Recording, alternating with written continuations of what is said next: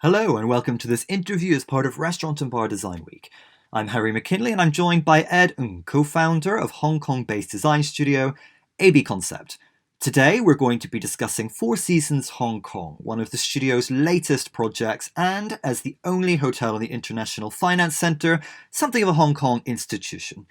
AB Concept was tasked with bringing a new vision to the hotel's lobby, cafe and bar. And while that might seem like standard fare for a studio that counts other hotel projects like Four Seasons 10 Trinity in London, Rosewood Sanya and Waldorf Astoria Xiamen among its previous works, it was actually quite a tricky brief. Why? Well, at Four Seasons Hong Kong, the client wanted spaces that could function all day, a notorious challenge for designers. So, Ed, let's pick up at the beginning. I know you've worked with Four Seasons quite a bit before, but how did this project come about? Hello, Harry. This is Ed. Yes, we start working on this project, this Four Seasons Hong Kong project, is because of a long relation with the Four Seasons in general, because we actually designed for them for the last 10 years with projects in Shanghai, in London, and Kuala Lumpur, and all different cities. And this is a fantastic one because it's back into my home city, Hong Kong. Yeah. So, and then because of this relation, and then we may have been doing a pretty good performance in terms of design. So when this project came along, and then we became one of the candidates. Well, I think the fact that you've worked so consistently with Four Seasons would indicate they are more than happy with your work. For those who are unfamiliar with Hong Kong, they may not appreciate how important or iconic this hotel is. Can you put that into some context for us? Okay, well, obviously this is right in the central, and Hong Kong is a financial hub, and this building itself is where the stock exchange market is. And then in terms of the transportation, you can literally just get down to with the escalator. You go down to the basement and that jump on the train, and then it would pretty much take you to the airport within less than 30 minutes. So you know it's how convenient it is, and not to mention it's right in the center of Central, and all the bankers, all the office people, and then this is where they have a happy hours after work, or this is also the meeting place where they want a bit of a fine dining. And so this is not just a place for international visitors, but it's also a place for the locals. So what was the brief from Four Seasons on this particular project then? Well, if you know a little bit history of this hotel, it was actually opened its door back in 2005. So it's literally about 16 years. The hotel lobbies has been undergoing a lot of revolutions about the use and how people actually using the hotel lobby at the time. And then now this is like one of there's a restaurants and bars all attached to the lobby itself. So it actually became not just aesthetically need to a total revamp, but also functionally. So when Four Seasons approached us about this project, basically is to address, of course, it gives a fresh new look after 16 years, but also we want to make sure the functionalities and the way we greet the guests, and how people using the lobby, not just to meet and greet, but also a place where they can mingle, where they can even work, have a power meetings. And so this is totally changing the way we're using lobbies today. So, of course, the studio is based in Hong Kong, as I mentioned, and you're a Hong Kong native yourself. Do you think that allowed you to bring an authentic local sensibility to your response to that brief? Did knowing the location so intimately help? Well, given this is in our doorstep, so since it opened its door, this is also the go-to place if I want to meet like friends and even friends from Hong Kong or friends from overseas. And so because given the location is on the waterfront, almost all the outlets and even the lobby itself, you got the panoramic view of the Victoria Harbours. And so setting, it is already an impeccable setting. And then culturally, Hong Kong doesn't really need to be too authentically Chinese or Western. There's no such, we don't have such burden. But in a sense, I think it's how we actually utilize the space in an extreme efficient way. This is, I think, this what gives the sensitivity about being a local, and how, as I mentioned, Four Seasons really want this space to be really versatile, all the way from the lobby to F&B outlets, and how do you generate the most outcome or income. So within the given footage, I think that's something, being a local, we also have advantages to understand. It's so interesting to hear you talk about spatial planning, because when people think about Hong Kong design, they often think about aesthetics, but you're absolutely right. There is something in that efficient, effective use of space that is also very indicative of the location, just because there's so little of it. But all-day spaces then, the nemesis of so many designers. It's a notoriously difficult challenge because these spaces need to function on multiple levels and also need to have different moods that feel appropriate at different times throughout the day. So how did you approach that? Oh, yes. This is actually the most challenging part of the design brief.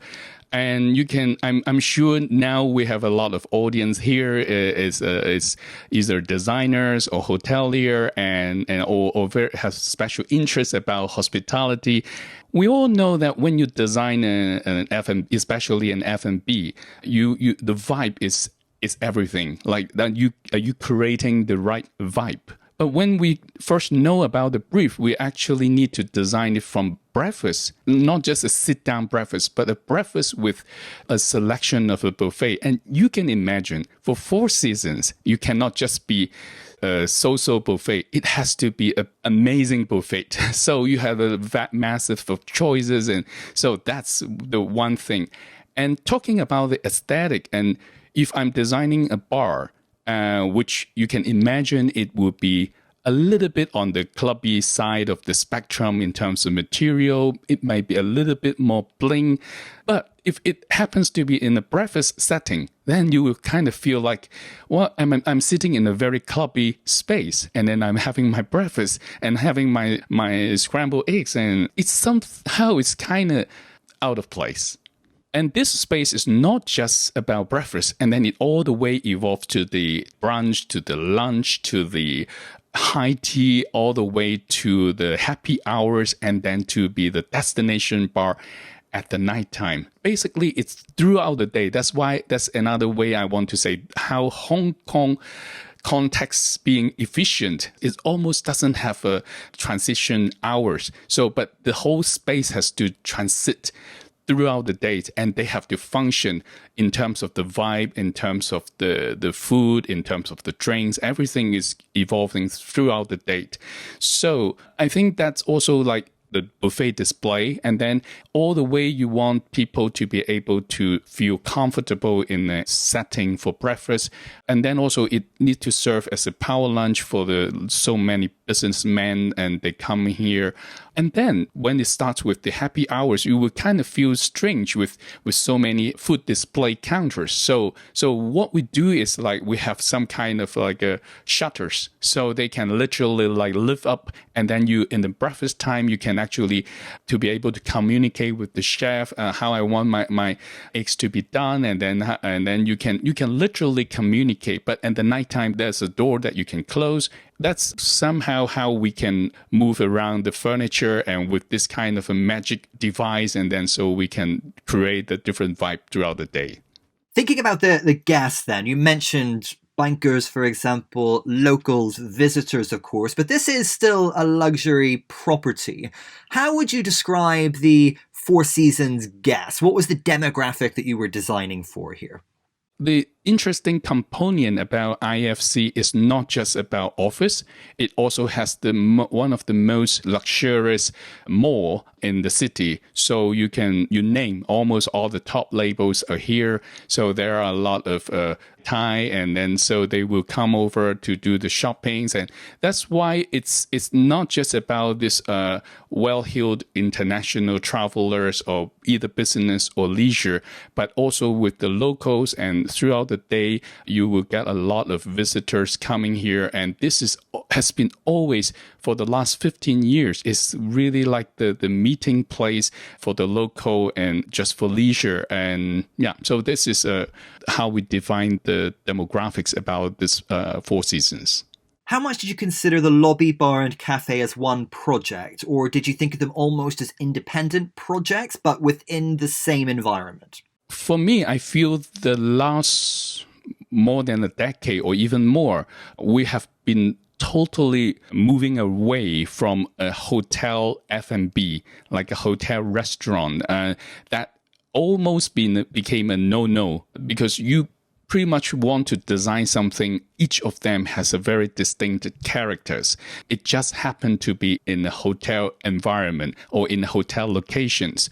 So that's why the new lobby, we're actually introducing a new F&B, which is called the Gallery. And then the original destination bar before was called Blue Bar, but now with the new name is called Bar ARGO. So they all being designed in a totally different context compared to the hotel public area itself. I know that creating a sense of drama and arrival is something that's quite important to you. How did you manage that in the lobby specifically? This lobby is in an architectural setting of double, triple volume of spaces. It has like a bridge above that leads from one side of the building to the ballroom on the other side. It has a spiral staircases. So architecturally is very interesting, and it has a guest coming into the lobby. At the end of the lobby is actually a 5-story high of a curtain wall that overlooking at the Victoria Harbour view. So it already gives this impeccable setting as a lobby. So what we try to create the drama is by demarcation. So we try to elevate a bit of the window side part of the lobby, so that it helps to demarcate of the traffics. And as I said, because now people actually using the lobby, not just a meet and greet place, but also place there where they can sit down and work and do some power meetings there. So we want it to be kind of like a open but yet exclude area, so that the visitor can use the lobby differently. And then taking advantage of this ceiling height, and then we collaborate with a brand called La Suite, a brand from Czechs. And so we create this architectural wall design, and then we're suspending a lot of floating frame, which cast in solid glass in Czechs. And then so they're suspending as like a floating picture frames, and then they all embedded with the LED. So this actually helped to create a screen that works for both the gallery side and also as the pathway that leads to the destination Bar ARGO.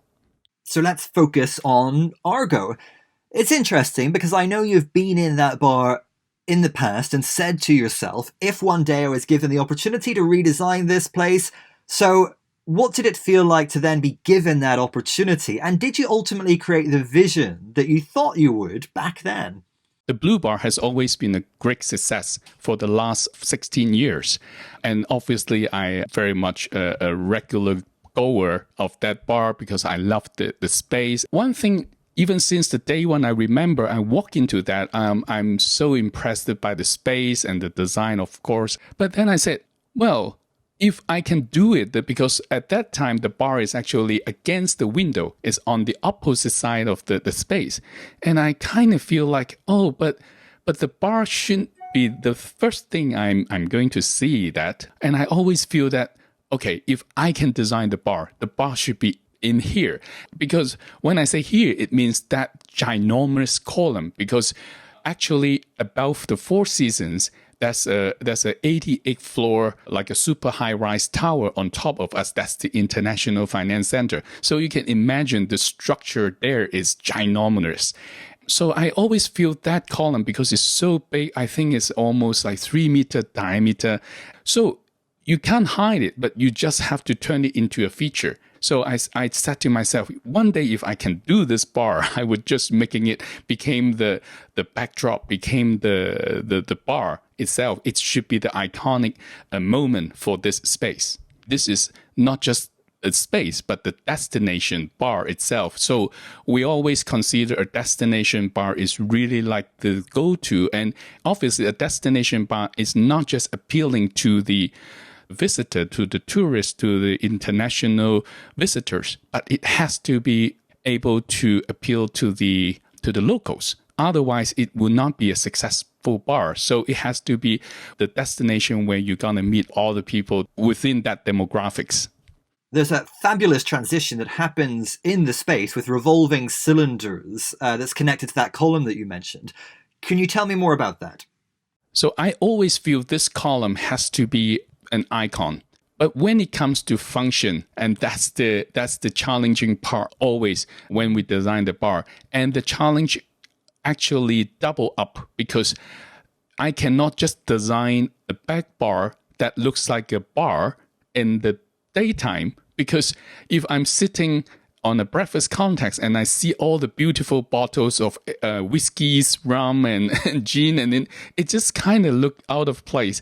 So I need to find a way to house this massive collection of bottles, liquors, and they are all rare to find beautiful one. I need to find a way to hiding them in a smart way. So I'm thinking about kind of like a bamboo. So they all evolve as an individual cylinder. So I built almost 100 of them. And then so each of them, they can rotate like a revolving doors. So that during the breakfast time, I suppose all of them is being covered. So because they all cover with the forged shagreen, and then so that will give a very light-hearted and very tactile texture in the daytime. And as the day progresses, more and more cylinders start to unveil, to rotate and open up. So it is just gradually. So every time, if you go to the space in a different time of the day, it will look slightly different. This is actually, I think, is very important in F&B design. If I'm a hotel guest, if I had my breakfast in the morning, at 8:30, and I enjoyed my breakfast, give me a reason I'd come back here again. And after my busy day, and it has to look different. Otherwise, I would just keep coming to the same space throughout the day. Even I'm putting myself as a visitor or a hotel guest, I would kind of feel this is boring if it doesn't change. How did you use color and material? Because I believe there was a process of trial and error there to strike upon a combination of materials and a color palette that would actually work. So selecting of the materials and the color, I found was quite try and error exercise. From the materials, like should it be glossy or being reflective, or should it be matte finishes? Or like all the metals, how much metal should I use? How reflective they are? Because as I said, like in the daytime, you might want something a bit more subdued, has a bit of more of a subdued quality of the material itself. But if it became a bar, you want something a bit more intense, more bling, more reflective, and to be able to react with the lighting settings. So I think that really needs to try with a lot of computer simulations. Should it be a warm colored palette or should it be a cool color palette? If any color or any material will look out of place either in the daytime or in the nighttime. So I think that is something we need to be really carefully to tackle. The project took quite a long time, 3 years in fact. How did you find striking the balance between bold, creative design and also delivering something that aligned with the brand? Even though you've worked with Four Seasons quite a bit in the past, and clearly they trust in your vision, I know that large hotel groups generally can be very particular. It was this particular project and this particular location because when I start designing it, and of course doing the briefing, it was from the Four Seasons people that they was telling us that, Ed, this is a very important flagship property of the brand in the APAC. And for many years, it even performed as the second highest revenue in the whole group, just right after George sank in Paris. And so, this is extremely important. And so when we designed this one, we actually designed quite a lot of Four Seasons, but in this particular one, we even need to have regular meetings with the Toronto's head office and really to go down to all the detailing and to ensure it's nothing less than perfect. I think that has took us quite a long time because not just the hotel, but there's also a joint venture owners. And so it's a lot of stakeholders in the same projects. I'm sure you know what I mean. It actually takes quite a long time to design. Also to find the right window to start the construction, because this is obviously is an operating hotels. And so it has a lot of possibilities, like which area should I close down and how does it affecting the other area, because this also an area to serve like breakfast. And so I think that really finding the right window was a bit challenge. Yeah. In a sense that actually the COVID, of course, it is a challenge, but it also created a window that we can, okay, now this is the perfect timing for the property to sharpen its saw and then just to get ready when this is over. And then we have a brand new product to welcome the guests to visit us again. What are you most proud of in the finished product? Even at the try run, the soft opening, I think because Hong Kong is so small and everyone has been just sniffing around like, oh, wow, the bar has been closed for so long. And because it actually took a lot of months to do the renovation, if you look at all the detailing and so I think people has been really like craving to see what is the new transformation. And I remember the first day of the soft openings and it was just packed of guests like throughout the days. And I think as a designer, for me, this is always the rewarding moment when we start seeing the guests and how this bar ARGO in action. And so people, how they're using the table setting, how they're using everything you designed there as the way you vision. I think that is like it's kind of like unveiling like the success of the projects, and of course adding the smile on the people, and then they start taking out their phone and taking snapshot and selfies, and for me this is always a very rewarding moment. It's great to hear you talking about the guest experience as the thing you're most proud of, because I know that you believe in turning a tangible emotion into a tangible space, and as a studio you ask the questions: how will this space make people feel? What will they remember? So how do you hope that these spaces will make people feel, and what do you hope that they'll remember? I think for a designer, when we design the space, it's really important that we start out with the experience that we want to create in mind. So that is a transformation of intangible emotion, and then we're just turning it into a tangible design. That's just the beginning, because down the road, there's gonna be like another 10 years, 20 years. Leave it to the guests, and they're coming into the space and they're looking at it, and we bring them a lot of happiness moments, gatherings, celebrations, because of the context you create with your design. These are the moments, and especially nowadays, and they will archive them in the visual with the images. This is always what I try to say to my designers, like if we design a space, think of how the guests will remember a few hours later, or a day later, or a week later, or even years later. So, I'm celebrating my anniversary in the space, and all this happiness moment will just brings the longevity of a project. Well, thank you so much for joining us today, Ed. Our listeners can find AB Concept on Instagram at AB_concept. They can find me on Instagram at Harry McKinley, and the Restaurant and Bar Design Awards at Restaurant and Bar Design Awards. Do check out our other talks, and you can find much more content on the website at www.restaurantandbardesignAwards.com. But for now, thanks for listening.